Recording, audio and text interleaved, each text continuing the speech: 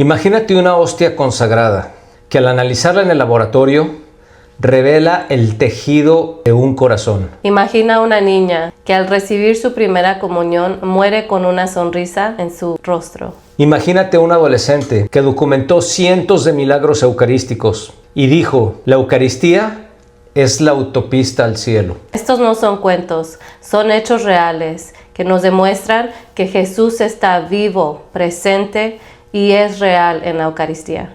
Hijos de Dios, soldados de Cristo, en su poder marchamos unidos, no temeremos, Él es nuestra luz, la victoria está en Jesús.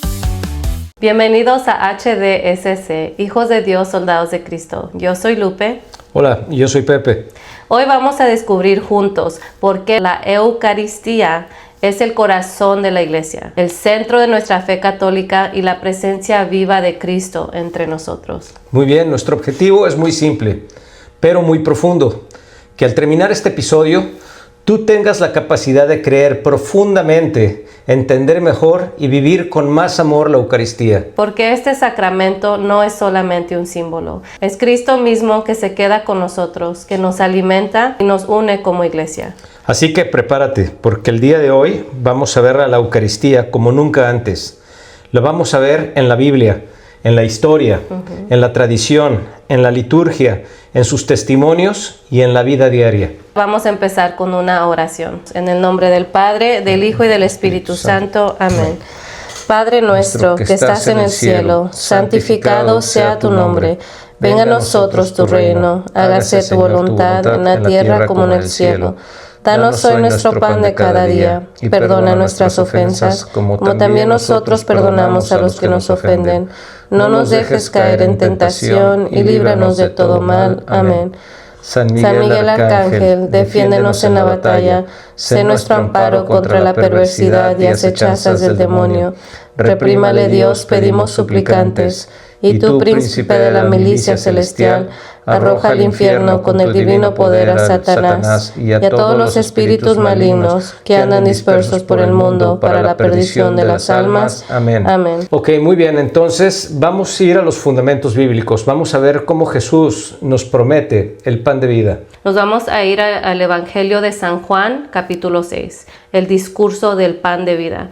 Esto ocurre después del famoso milagro de la multiplicación de pan y peces. La gente está siguiendo a Jesús porque les dio de comer, pero Jesús quiere darles algo mucho más grande. Entonces vamos a la Biblia para ver qué es lo que nos quiere dar. A Juan, capítulo 6, versículo 47 al 50. En verdad les digo, el que cree tiene vida eterna. Yo soy el pan de vida. Sus antepasados comieron el maná en el desierto, pero murieron. Aquí tienen el pan que baja del cielo, para que lo coman y ya no mueran. Entonces vamos a entender algo muy especial de esta lectura que acabas de hacer. Y lo dice de tres maneras, según las traducciones. Es de cierto les digo, en verdad os digo, o amén, amén os digo. Esto es muy importante que lo tomemos en cuenta. Cada vez que Jesucristo en cualquier parte de la Biblia dice estas palabras, significa que esto es literal. No está hablando ni en metáfora, ni en parábola, ni en alegoría, ni en hipérbola.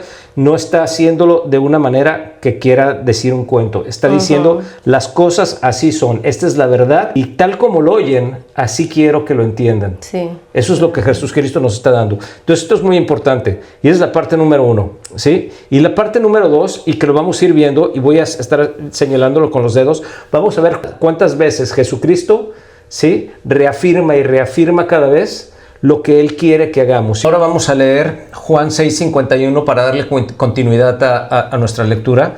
Dice lo siguiente: Jesús añadió: yo soy el pan vivo bajado del cielo. El que come de este pan vivirá para siempre, y el pan que yo daré es mi carne. Yo la doy para la vida del mundo.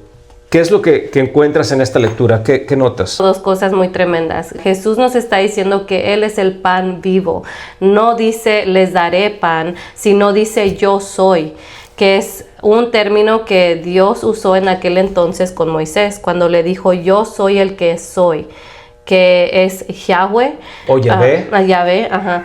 Jesús se está identificando con Dios mismo. Aquí lo estamos viendo. Él no solamente está diciendo este es pan, no, está diciendo yo soy el pan, ¿verdad? Segundo es que el pan es su carne.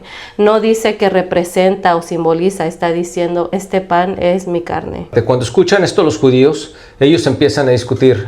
Y esto lo vamos a leer en Juan capítulo 6, versículo 52. Esto es lo que dicen. Esto provocó una fuerte discusión entre los judíos, los cuales se preguntaban, ¿cómo puede éste darnos a comer su carne? Y si vemos ahí, Jesús pudo haber dicho, no es cierto, es solamente una metáfora, al ver que su propia gente está discutiendo entre ellos mismos, ¿verdad? Pero no es lo que pasa. ¿Qué es lo que pasa, Pepe? Sí, aquí claramente los judíos no lo interpretan como una metáfora o una hipérbole o una alegoría. Esto queda muy claro para ellos. Ellos sabían perfectamente lo que estaba hablando Jesucristo de forma literal. Lo entendieron así y de esa manera es como todos deberíamos de verlo. Pero entonces ahora vamos a encontrar una palabra griega y la vamos a encontrar en los siguientes versículos de Juan 53 y 54. Esta palabra griega es trogein o trogos, ¿sí? Que significa masticar. Jesús cambia el verbo fagein que significa comer, ¿sí? Y que pasa a ser trogein o trogos, que significa masticar, morder, roer. Este es un término físico y muy crudo, ¿sí? Por la manera en cómo se interpreta. Pero entonces vamos a ver qué es lo que dice Jesús. Dice así: Jesús les dijo, yo les aseguro que si no muerden la carne del Hijo del Hombre, aquí en la Biblia lo vamos a encontrar como comer, pero vamos a decirlo literalmente como debería de haber sido su interpretación griega, que sería trogein. Yo les aseguro que si no muerden la carne del Hijo del Hombre y no beben su sangre, no tendrán vida en ustedes. El que come mi carne o que muerde mi carne y bebe mi sangre, tiene vida eterna, y yo lo resucitaré en el último día. Si se fijan aquí, en el momento en el que dice, si mastican la carne del Hijo del Hombre, tercera vez, y después dice, el que come mi carne y bebe mi sangre, cuarta vez que está reafirmándolo, ¿sí? ¿Y qué es lo que estamos encontrando aquí?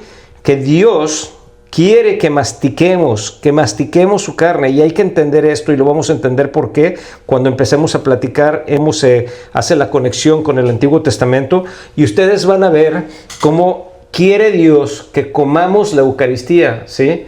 Cómo quiere que la mastiquemos y el por qué debe de ser así. Vamos a ver ahora la parte donde vamos a encontrar las palabras que dividen. Las vamos a encontrar en Juan capítulo 6, versículos 55 al 58. Y dice así: mi carne es verdadera comida y mi sangre es verdadera bebida. El que come mi carne y bebe de mi sangre, vive en mí y yo en él. Como el Padre que me envió posee la vida y yo vivo en él. Así también el que me coma vivirá por mí.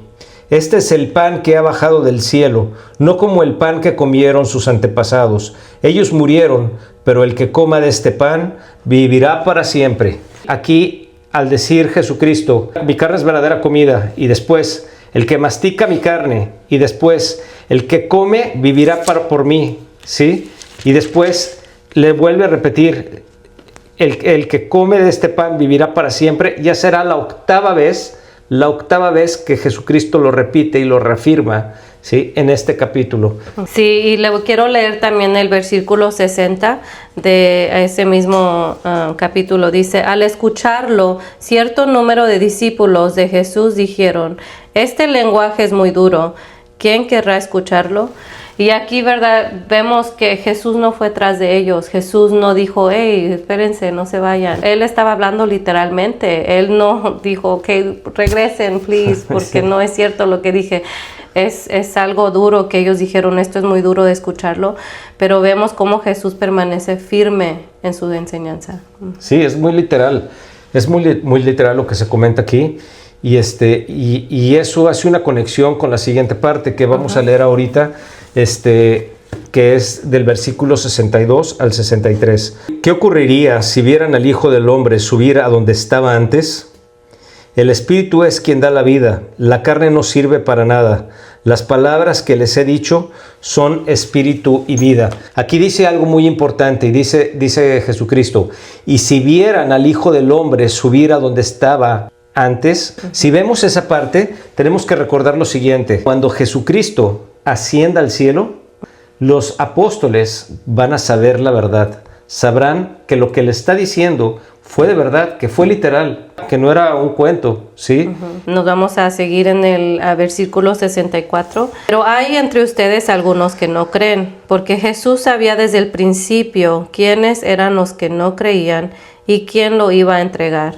Y agregó, como he dicho antes, nadie puede venir a mí si no se lo concede el Padre. A partir de entonces, muchos de sus discípulos se volvieron atrás y dejaron de seguirle. Jesús preguntó a los 12, ¿quieren marcharse también ustedes?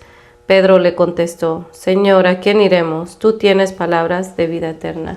Si se fijan, Juan 6:66 dice que a partir de entonces muchos de sus discípulos se volvieron atrás y dejaron de seguirle. El número de la bestia, ¿verdad? 666. Sí. Y vemos cómo eran los primeros que se fueron y dejaron a Jesucristo por no querer creer. Cuando Jesús dice eso, después de esto muchos de sus discípulos se apartaron y no andaban con él, así como dijiste que ese versículo es el 666. Lo vemos de esta manera, ellos fueron los primeros anticristos. Bueno, Lupe, entonces vamos a adentrarnos ahora al Antiguo Testamento. La Eucaristía no aparece de la nada en el Nuevo Testamento, ¿sí? Todo esto se inicia desde el Antiguo Testamento y es como un gran telón de fondo que apunta hacia Jesús y hacia este misterio. Sí, es como si Dios nos estuviera preparando poco a poco, con símbolos, con figuras y promesas dentro del Antiguo Testamento, lo vamos a ver. Y también para entender por qué Jesús hizo esa última cena y por qué no la dejó y por qué la seguimos celebrando en cada misa. Perfecto, entonces vámonos al capítulo 12 del Éxodo. Voy a tratar de recortar y poner todo sintetizado en la historia. Tenemos esa noche, la noche de la liberación. ¿Qué sucede? Vienen todas las plagas. Viene la última plaga y cada familia tiene que tomar un cordero, el cordero más puro y perfecto que puedan encontrar en el rebaño y tienen que sacrificarlo. Después tienen que extraer la sangre del cordero y al extraer la sangre tienen que pintar el marco de la puerta con esa sangre, ¿sí?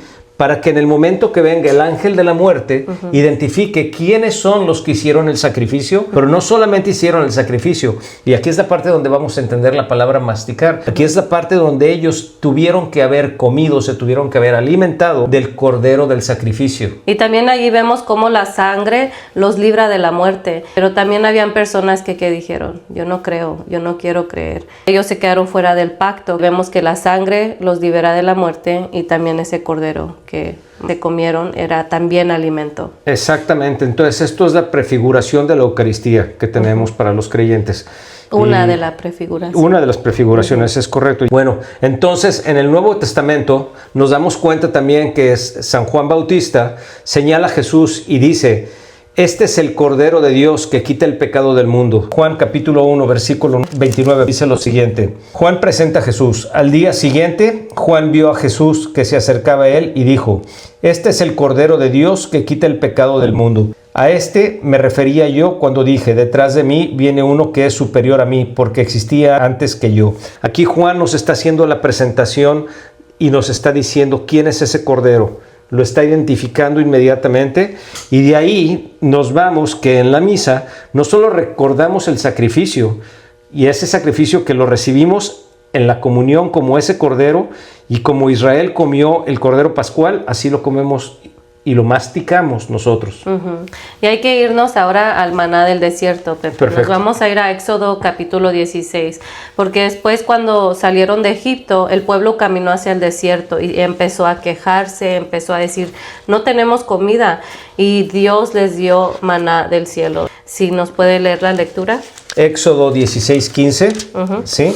Y dice lo siguiente, al verlo se dijeron unos a otros, manú, es decir, ¿qué es esto? Pues no sabían lo que era. Moisés les dijo, este es el pan que el Señor les da como alimento.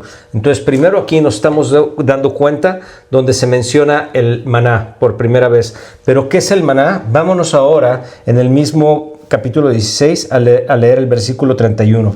Y dice así: los israelitas llamaron a este alimento maná. Era parecido a la semilla de cilantro. Era blanco y sabía como una hojuela de miel. Entonces, nuestra forma eucarística que utilizamos hasta el día de hoy, si nosotros lo vemos, ¿qué parece? Parece una hojuela, ¿sí? Parece como un copo de nieve, por decirlo de esa manera también. Entonces, si te fijas, ese pan que hicieron con esa semilla y que lo transformaron en ese pan que comieron y con el que se alimentaron, es prefigurativo de ese mismo pan que Dios les dio, que se llamaba el maná. Y ese pan fue lo que los sostuvo para que ellos llegaran hacia la tierra prometida. Pero ojo, ese pan o ese maná era solamente temporal y alimentaba el cuerpo, pero no les daba la vida eterna. Así es, por eso, como leímos en el capítulo 6 de Juan, dice: sus padres comieron el maná del desierto y murieron. Este es el pan que baja del cielo para que quien lo coma no muera. Él es el nuevo maná. Él es el pan vivo, ¿sí? Él es el que da la vida eterna. Ahora nos vamos a ir a la ofrenda de acción de gracias. En el Salmo 116 dice: ¿cómo le devolveré al Señor todo el bien que me ha hecho? Alzaré la copa por una salvación e invocaré el nombre del Señor. En hebreo, esta ofrenda de acción de gracias se llama Todá, y no lo confundan con el Torah. Tiene una relación, pero cambia una letra. Una cosa es el Torah y otra cosa es el Todá, con D. Y aquí un dato hermoso: cuando la Biblia se tradujo por primera vez, que se transfiere al griego, la palabra Todá, ¿sí?, es una palabra que significa extensión de la mano, ya sea una señal de agradecer o de dar. Es una aprobación, una adoración, es un esplendor, es un agradecimiento.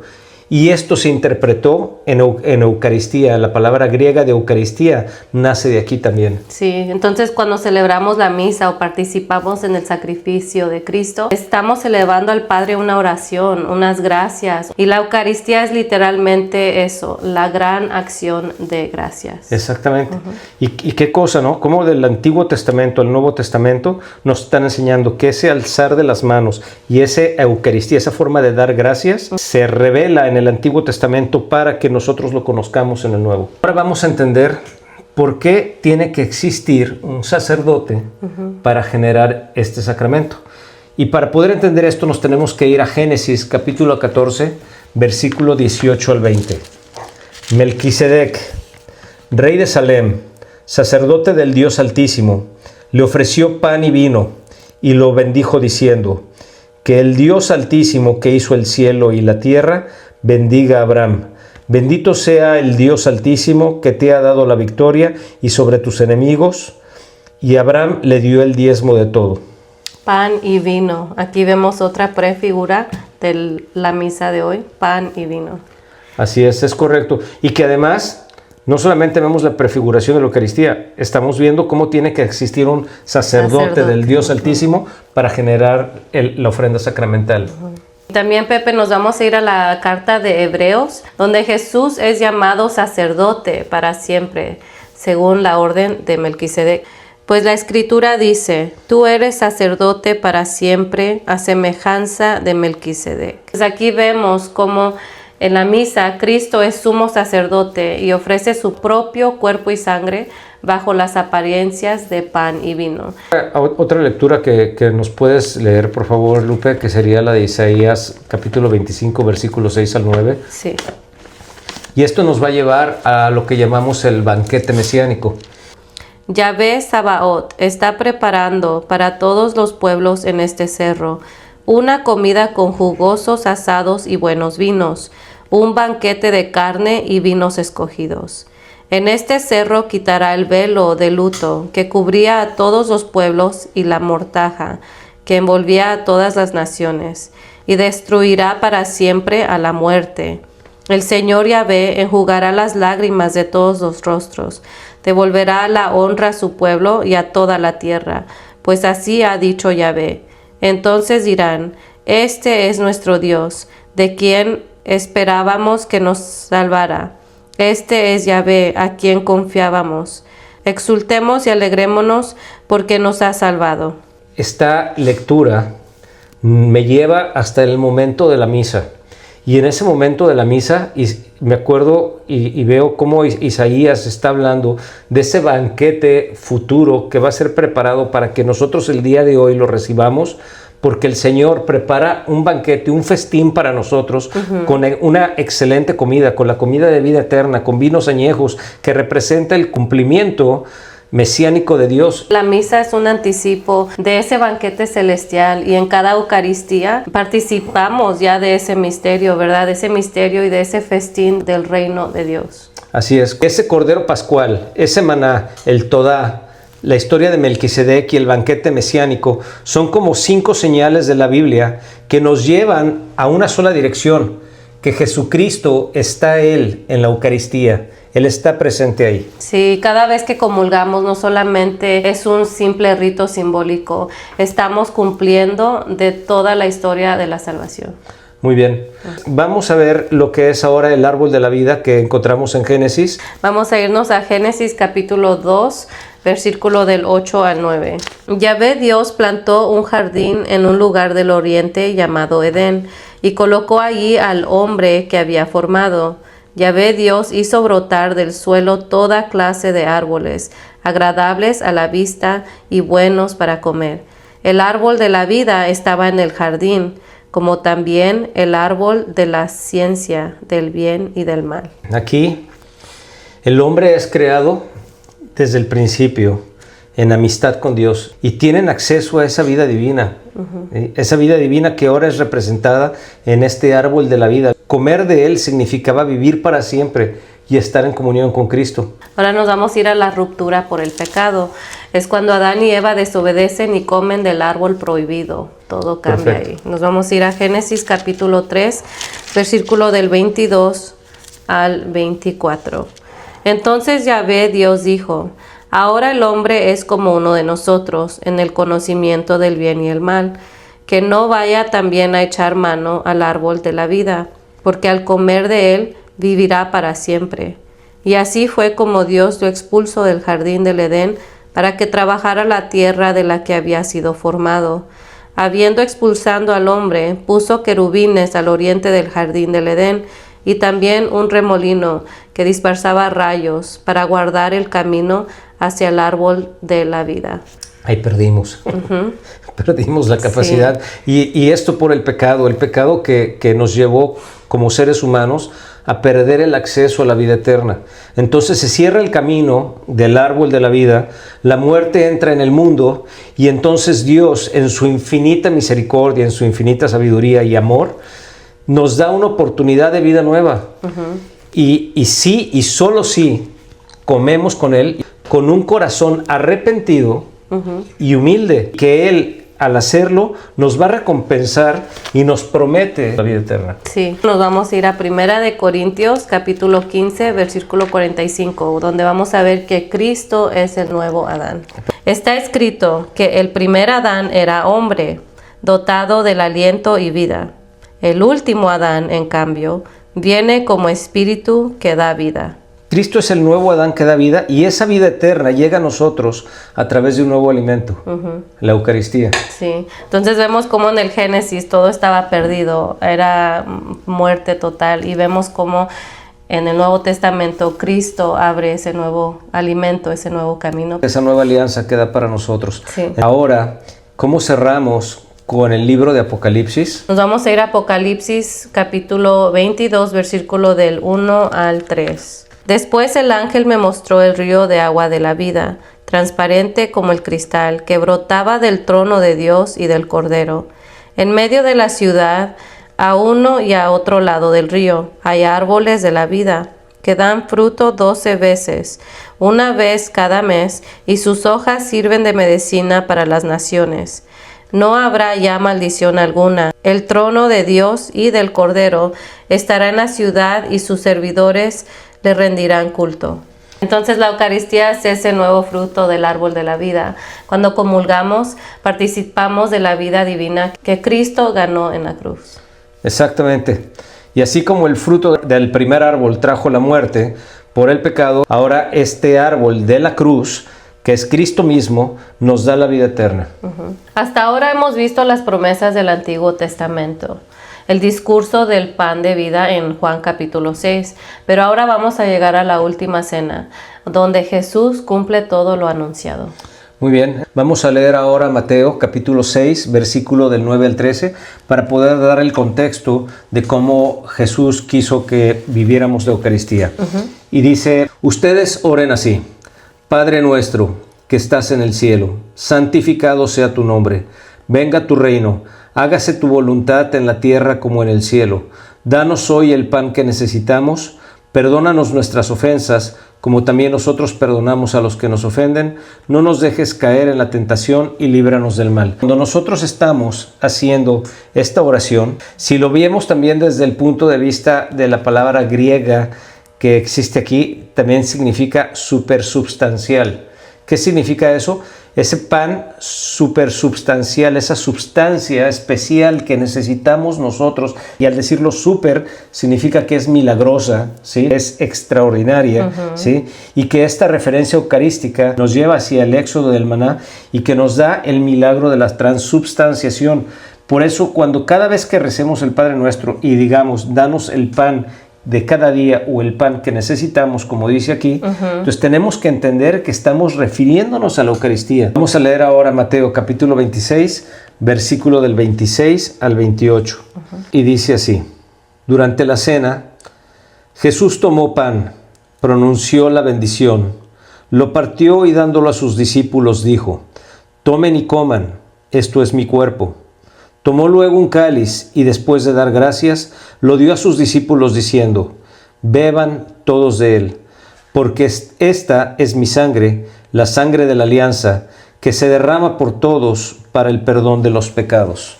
Entonces, Pepe, ahí vemos cómo él no está diciendo esto representa mi cuerpo, él está diciendo esto es mi cuerpo, esto es mi sangre. Y aquí vemos cómo él está cumpliendo todo lo del Antiguo Testamento: el Cordero Pascual, el maná, la ofrenda de acción de gracias y el banquete mesiánico. Vemos cómo ese cumplimiento se está haciendo aquí en la última cena. Es correcto. Y para poder dar ese contexto, vamos ahora a leer donde Jesús dice que hagamos eso en su memoria. ¿Y qué es lo que significa? Entonces vamos a irnos a Lucas capítulo 22, versículo 19. Dice así: después tomó pan, dio gracias, lo partió y lo dio a sus discípulos diciendo: esto es mi cuerpo, que se entrega por ustedes. Hagan esto en memoria mía. Y en memoria mía es una palabra que quiero que notemos ahí. Memoria en griego es anamnesis. No significa solamente un recuerdo, como una memoria, recuerdo que tenemos, sino significa hacer presente. Es lo que Jesús nos quiso decir: hagan esto presente, hagan esto, háganlo. En cada misa el sacrificio de la cruz se hace presente sacramentalmente. No repetimos ese sacrificio, celebramos el único y el último sacrificio eterno de Cristo. Y aquí es donde caen en error muchos de nuestros hermanos protestantes, porque ellos hacen una interpretación de que háganlo en memoria, en mi recuerdo.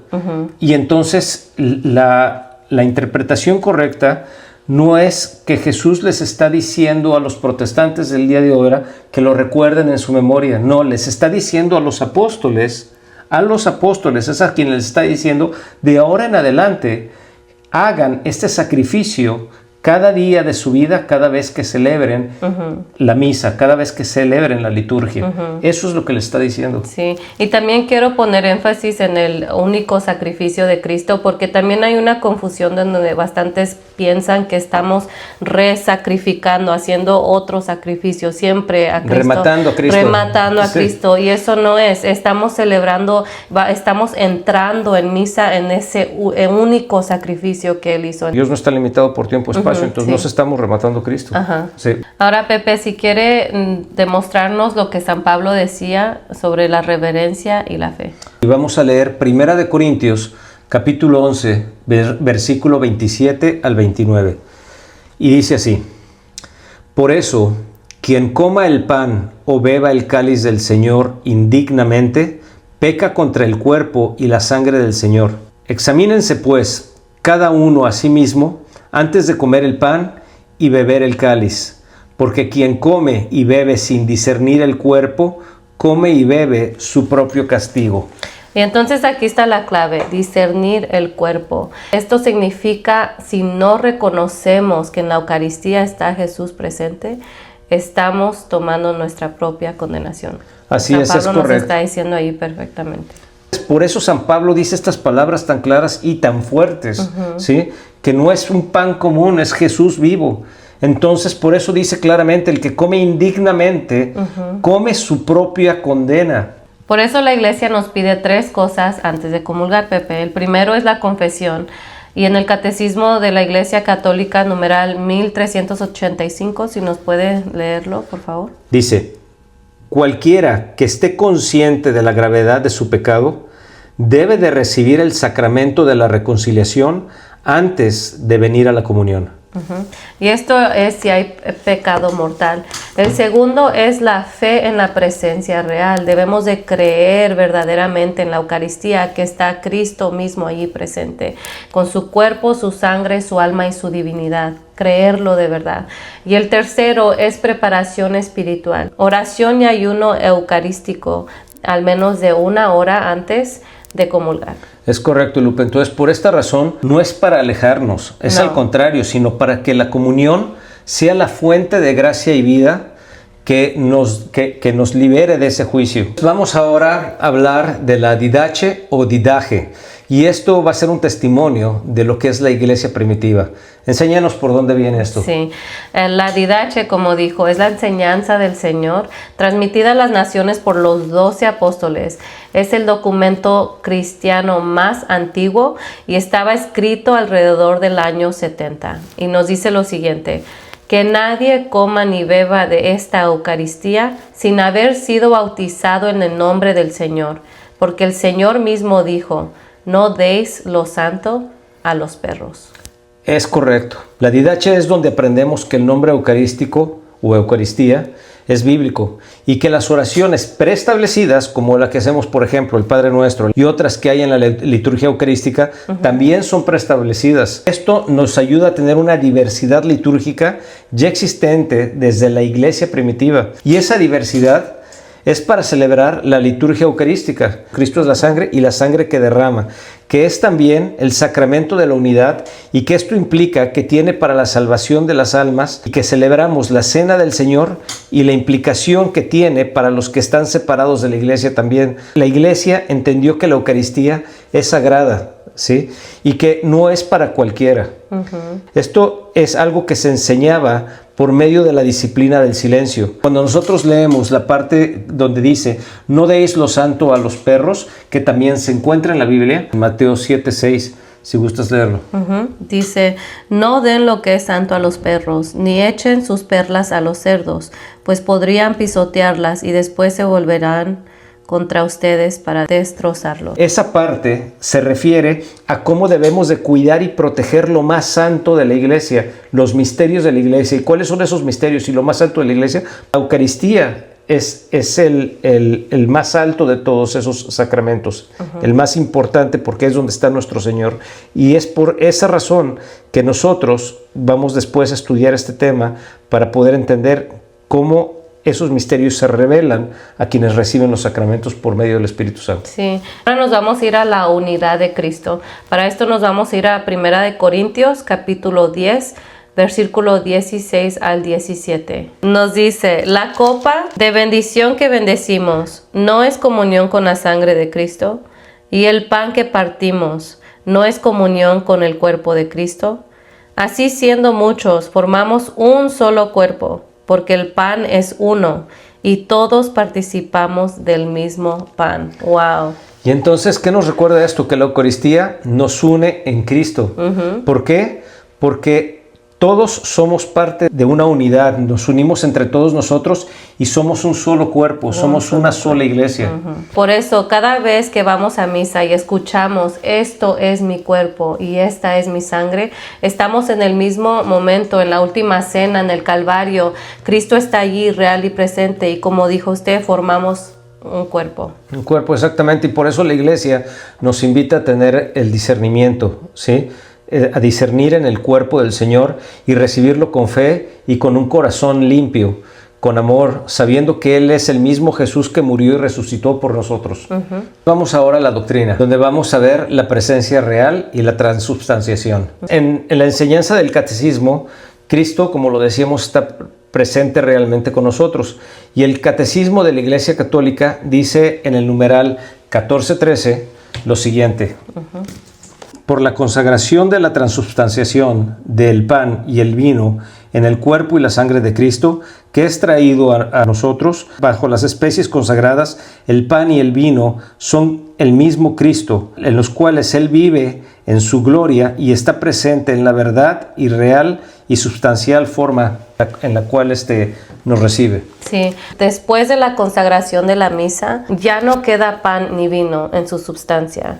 Solo permanecen las apariencias, que es el sabor, el color y la forma, pero lo que en sí mismo, en su realidad más profunda, ya es el verdadero cuerpo y sangre de Cristo. Exactamente, por eso es que llamamos a esto y hablamos de la presencia real, porque como lo habíamos dicho antes, no es un símbolo, es un recuerdo. No es Cristo de manera espiritual nada más como en otras iglesias creen. Es el mismo entero y completo cuerpo, sangre, alma y divinidad de Jesucristo.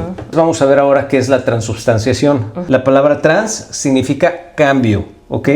Y sustancia es lo que algo es en su esencia. Entonces el cambio de esencia. El ser del pan y el vino cambia. No cambian las apariencias externas, que es lo que vemos, pero sí cambia lo que son. Por lo tanto, por eso decimos, ya no es pan, es Cristo mismo bajo la apariencia del pan. Los primeros cristianos lo creyeron así desde el principio. Ellos creían en la presencia real de Cristo. San Ignacio de Antioquía, en el año 110, dijo: la Eucaristía es la carne de Cristo, la misma que padeció por nuestros pecados. Los que contradicen el don de Dios, litigando, mueren. Más les convendría amar para que resucitara. Qué fuerte. Wow. Sí, entonces vamos ahora con otro padre de la iglesia para ver qué es lo que nos dice. Ahora vamos con San Justino Mártir. Esto sucedió en el año 150 después de Cristo. Es una parte muy importante porque aquí los romanos pensaban que nosotros estábamos siendo antropófagos, o sea que nos estábamos comiendo a los humanos, que estamos comiendo Cristo. Entonces él tuvo que ir con el emperador. Esto es lo que le dijo al emperador: no tomamos este alimento como un pan ordinario ni como bebida común, sino como la carne y la sangre de Jesús encarnado. Y también San Agustín en el siglo IV dijo: quita la palabra y es pan, añade la palabra y es sacramento. Claro.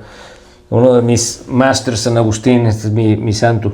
Bueno, ahora vamos con San Cirilo de Alejandría. En el siglo V dijo lo siguiente: así como la cera fundida con otra se hace una sola, así también por la participación del cuerpo de Cristo y de su preciosa sangre, Él se une a nosotros y nosotros nos unimos con Él. Y por último, San Cipriano de Cartago, en el siglo III, también dijo: ¿puede acaso estar con Cristo, quien está contra los sacerdotes de Cristo, quien rompe con el clero y su pueblo? Estas personas a las que se refiere son quienes se separan de la Iglesia Católica y los sacramentos. Fuerte. Entonces, esto nos demuestra la presencia real. No es una invención medieval que se le ocurrió a un monje del siglo XVI, ¿sí? Sino que los primeros cristianos ya creían en ella, mucho antes de que se definiera formalmente en los concilios. Sí. En el siglo XVI, en el Concilio de Trento, reafirmó esta verdad frente a las dudas de la Reforma Protestante. Esto estaba escrito en el numeral 1651. Dice: en el augusto sacramento de la Santa Eucaristía, después de la consagración del pan y del vino, nuestro Señor Jesucristo, verdadero Dios y hombre, está presente, verdadera, real y sustancialmente bajo la apariencia de esas cosas sensibles. Y hay que tomar en cuenta esto. La iglesia no cambió sus enseñanzas, y ahí es cuando la iglesia defiende y da claridad ¿sí? Cuando la iglesia es cuestionada, la iglesia deja claro lo que son sus enseñanzas. Por eso es tan importante el Concilio de Trento. Hicieron lo que Jesús, no dijeron, oh no, I was just kidding. Dijo, No. Esto es lo que creemos Esto y es. esto es verdad. Ahora nos vamos a ir a aplicación para la vida diaria. Si en la Eucaristía creemos que Cristo mismo está ahí presente, la misa es el cielo en la tierra. Hay que creer esto. El sagrario es el lugar más sagrado de cada iglesia. Y comulgar es recibir al mismo Dios vivo en tu corazón. Por eso cuando entremos a la iglesia, tenemos que primero entrar en silencio. Nos tenemos que arrodillar ante el Santísimo. Y nos preparamos con un amor total y con un hambre total para poder recibirlo. Porque recuerden, y lo tenemos que tener bien claro, que no es un símbolo, es Jesús real. Amén. ¿Sabías que en los primeros siglos la misa se dividía en dos partes? Sí, y esto se habla de la misa de los catecúmenos y la misa de los fieles. En la misa de los catecúmenos podían estar todos, bautizados y no bautizados. Escuchaban la palabra de Dios, celebraban la homilía y oraban juntos. Pero al momento de la Eucaristía, los que aún no eran bautizados y los que no tenían el sacramento de la comunión tenían que salir. Solo se quedaban los fieles para la consagración y la comunión. Aquí es donde se tenía que cumplir las palabras de Jesús, que decía, no deis lo santo a los perros, que leímos en Mateo 7:6, ¿recuerdas? Entonces, esto lo hacían para proteger los sacramentos y los misterios de los herejes. Esta parte se conoce que, como lo dije, es la disciplina arcani o disciplina del silencio, es que la Iglesia siempre ha tratado la Eucaristía como algo sagrado y no como un simple símbolo. Entonces tenían que protegerlo de tal manera que solamente se quedaran aquellos que ya eran los elegidos, los electos, y que habían tomado la Eucaristía y que ya creían y entendían estos misterios de la Iglesia. Sí. En la Edad Media surgieron 3 devociones. El primero es las procesiones del Corpus Christi, donde se llevaba la Eucaristía por las calles con gran solemnidad. El segundo era la adoración eucarística y la exposición del Santísimo en los altares. Y el tercero es el misal romano, que unificó las oraciones y la forma de celebrar la misa en todas las iglesias occidentales.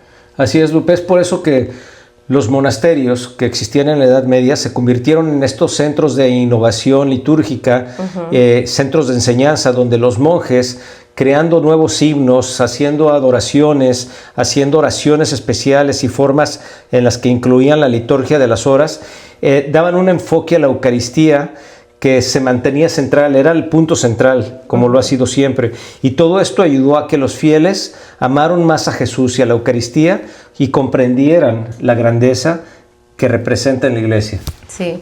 En el siglo XVI, la Revolución Protestante desafió la comprensión de la liturgia y la sacramentalidad de la Iglesia Católica. Los reformadores abogaron por un regreso a las Escrituras y una experiencia de adoración simplificada. La Iglesia Católica inició la Contrarreforma, que buscaba reafirmar las enseñanzas católicas y la importancia de los sacramentos, particularmente la Eucaristía.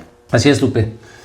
Y como podemos ver en el Concilio de Trento, que fue durante los años 1545 a 1563, fue una respuesta que dio claridad. Fue fundamental en la atención de los problemas de las prácticas litúrgicas, que como resultado hizo que la misa en latín se convirtiera en la forma dominante para la adoración, y que también los sacerdotes debían de seguir los ritos específicos, y entonces asegurábamos la uniformidad de la liturgia. De esta misma manera afirmó que en la misa está realmente presente el cuerpo de Cristo, esto bajo las especies del pan y el vino, y también confirmó la misa es el sacrificio en el cual el mismo sacrificio de Cristo en la cruz se hace presente sacramentalmente. Sí, así es. La Iglesia protegió la fe en la Eucaristía contra los errores de su tiempo. En el siglo XX, en el Concilio Vaticano II, trajo una renovación litúrgica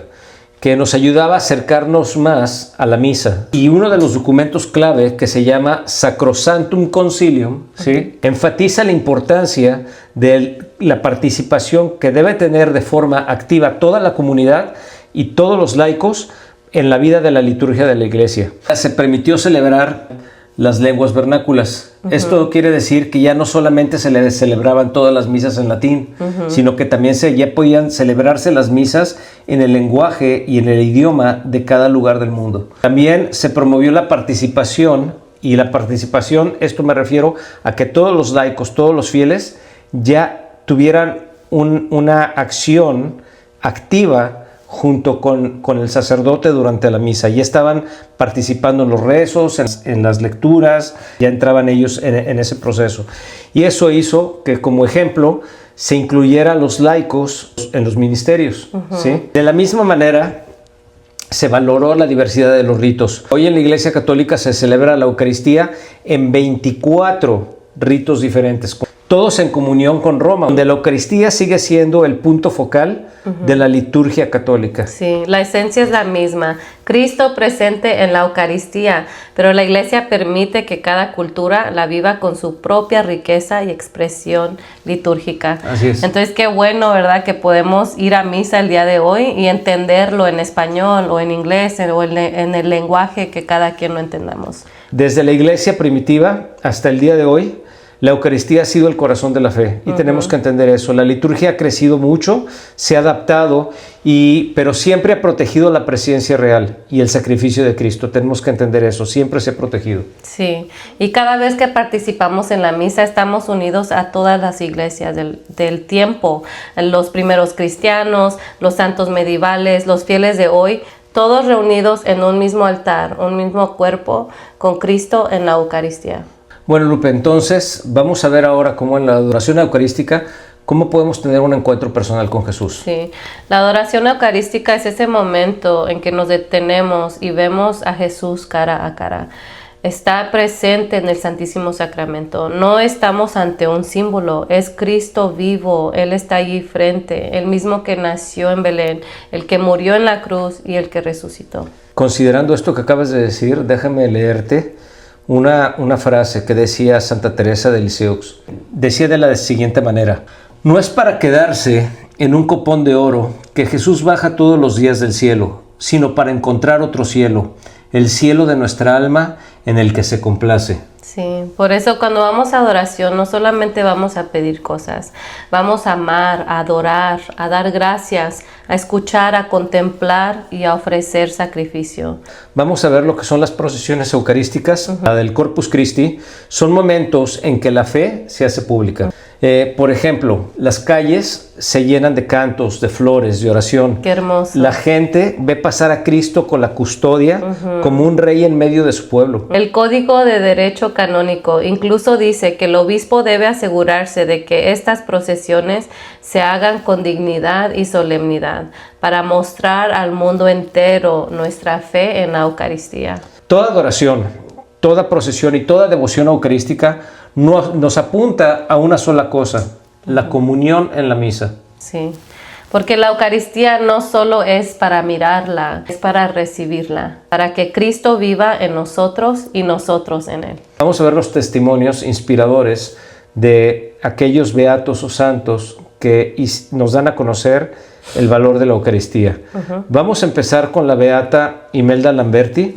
Es una niña que quiero mucho y tiene un mensaje hermoso. Ella es el alma que murió de amor. Es la niña que murió de amor por la Eucaristía en el año 1322. ¿Sí? Desde muy pequeña, Imelda tenía un amor inmenso por Jesús en la Eucaristía. A los 5 años, desde los 5 años, ella preguntaba: ¿se puede recibir a Jesús y no morir de amor? En aquella época la primera comunión se hacía hasta los 14 o 15 años, pero ella soñaba con recibir a Jesús cuanto antes. Un día, cuando ella estaba en misa, tenía 11 años, durante la vigilia de la Ascensión, algo extraordinario ocurrió. Mientras ella oraba de rodillas, una hostia luminosa se le apareció milagrosamente sobre su cabeza. El sacerdote entendió que era voluntad de Dios que ella recibiera la comunión ese día.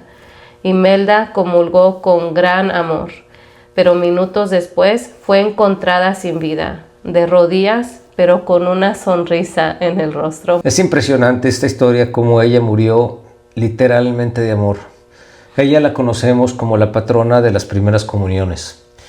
Y su vida nos recuerda que la Eucaristía es un encuentro de amor tan grande que puede llevarnos directamente al cielo.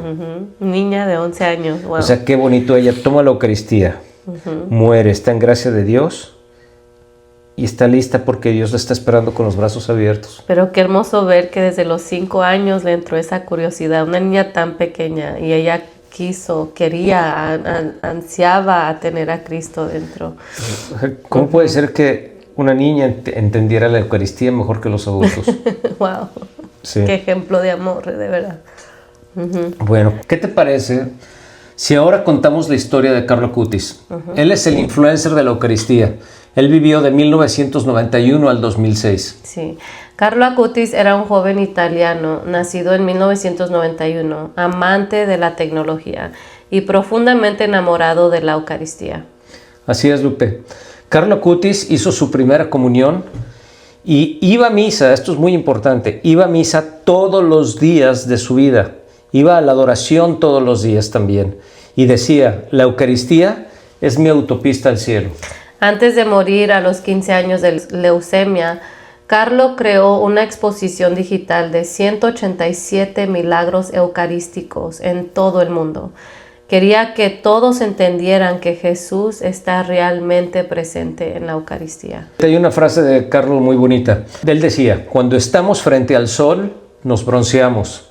Pero cuando estamos frente a Jesús en la Eucaristía, nos convertimos en santos. Sí, el Papa Francisco lo llamó un ejemplo para los jóvenes en la era digital, recordándonos que la santidad es posible a cualquier edad cuando vivimos unidos a Jesús en la Eucaristía. Así es, Lupe. Ahora vamos a hablar sobre el milagro de Buenos Aires en el año 1996, Cristo vivo en la hostia. El Papa Francisco, siendo obispo de Buenos Aires, en ese momento sucedió algo milagroso.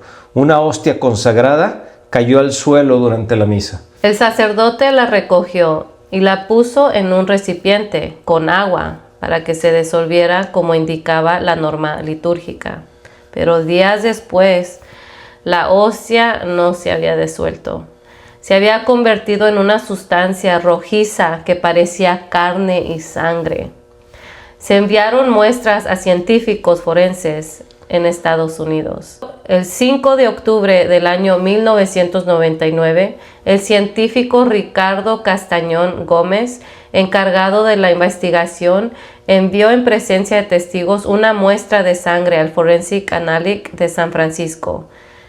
Además, para no influenciarlos en modo alguno, no se dijo a los científicos de dónde procedía la muestra. El resultado fue que se trataba de sangre humana del grupo AB positivo. También se enviaron muestras del tejido al doctor Frederick Sugib, de la Universidad de Columbia, Nueva York. Él es un cardiólogo y patólogo forense de renombre. En sus resultados, que salieron a la luz el 26 de marzo del 2005, identificaron la muestra como carne y sangre humana. Sugib declaró lo siguiente: un fragmento del músculo cardíaco que se encuentra en la pared del ventrículo izquierdo cerca de las válvulas. Entonces, fíjate qué específico fue, de dónde y cómo venía. Dado que los glóbulos blancos habían penetrado en el tejido, declaró que el corazón había estado sometido a una fuerte tensión, como si el propietario hubiera recibido un fuerte golpe en el pecho. Pero hay algo aquí muy importante, y recuerda esta parte: glóbulos blancos que habían penetrado en el tejido. Los científicos no sabían el origen del tejido y confirmaron que pertenecía a un hombre vivo. Wow. O sea, ellos pensaban que esos tejidos venían realmente de un hombre vivo, como si ese corazón estuviera aún latiendo. Entonces, el doctor Gómez se dispuso a comparar estos informes de laboratorio con el milagro eucarístico del anciano Italia.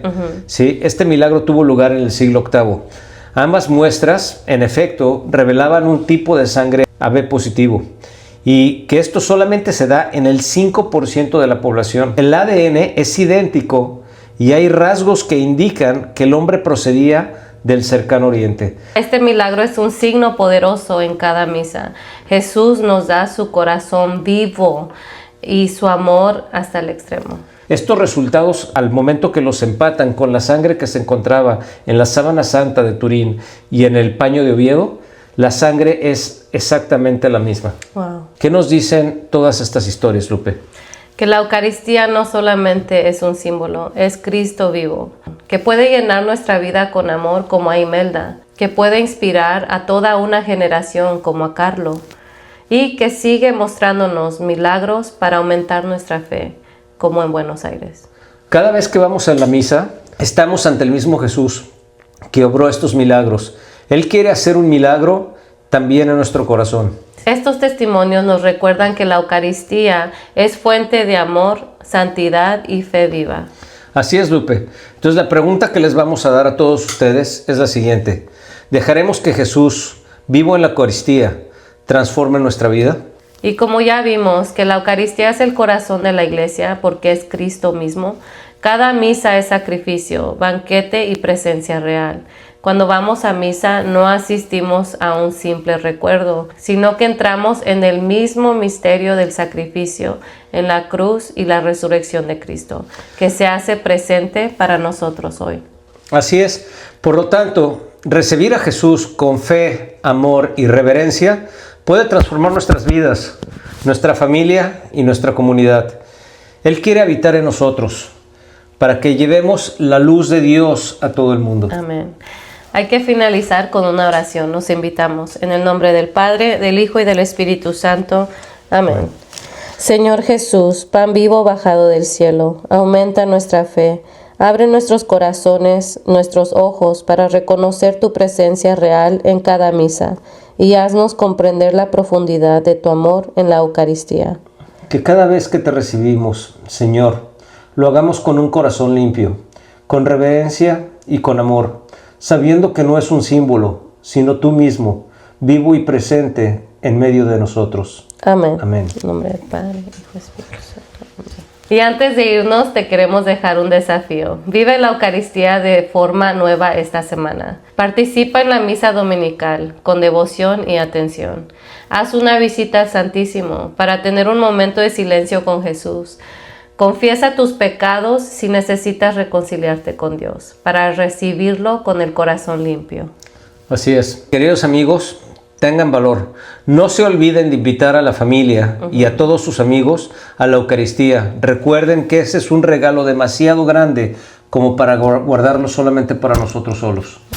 Si este episodio tocó tu corazón, dale un me gusta, compártelo con tus amigos o familiares y suscríbete para que más personas descubran el amor de Jesús en la Eucaristía. Así es. Recuerden, juntos podemos llevar este mensaje de fe y esperanza a todo el mundo. Sí. Nos vemos en el próximo episodio y recuerden, La Eucaristía es el corazón de la Iglesia. y el corazón de tu vida. Hasta la próxima. Gracias, hasta luego.